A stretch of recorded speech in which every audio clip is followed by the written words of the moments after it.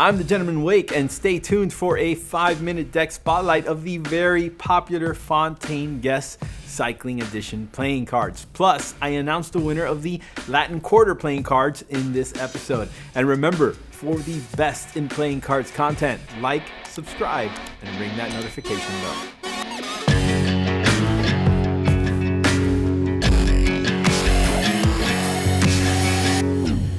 So this is a unique time, isn't it? Spending a lot more time indoors, social distancing, which means trying out some new things to keep myself entertained. We haven't looked at cardist, YouTuber, designer, and entrepreneur Zach Mueller on this channel before. He's been featured in articles for publications such as Adweek, which highlight the amazing success he's had leveraging his social media following into building the Fontaine brand juggernaut. He's an accomplished cardist in his own right, and he's managed to grow his brand and go after the hype market of playing card enthusiasts. These are decks typically categorized by highly graphic, if simplistic designs that often prominently feature branding and bright colors, and are of course targeted to the youth cardistry movement. The Anyone Worldwide decks also fall into this category. The Fontaine decks enjoy a cult-like following, and almost every deck released by the brand sells out their limited stock quickly and efficiently. In fact, the decks often end up fetching significant prices on the aftermarket on places like eBay. So much so that Mueller released a set of different Fontaine decks foil packaged in the blind during CardistryCon 2019. The decks were titled Fontaine Futures, which is really a very tongue-in-cheek reference to the value accruing nature of the decks and the future stock market. Mueller's also had a penchant for partnering his brand with other like-minded brands, one of which was the iconic clothing brand Guess, a brand that's forever geared at the young consumer. It's an audience that shares a very large overlap with the Fontaine faithful. Initially released at a Guess Sport event in LA in late August 2019, the Fontaine Guess Cycling Edition playing cards come packaged in standard tuck cases printed on glossy white cardstock.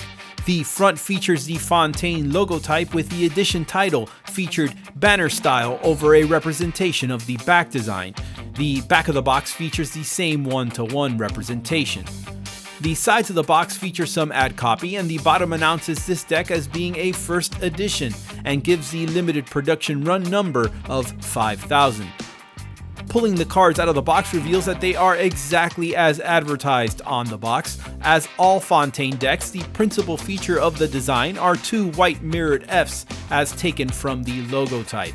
The backs also feature a regular white poker border. The Fs are set on a dark olive green field that features a repeating pattern of racing cyclist, as the edition name implies, rendered at an isometric 3/4 top-down angle in drab green and muted red. The design is actually fairly hard to make out unless you're taking a really close look. In fact, I confess the first time I saw the cards, before I knew what they were called, I thought they were a field of roses on the stem.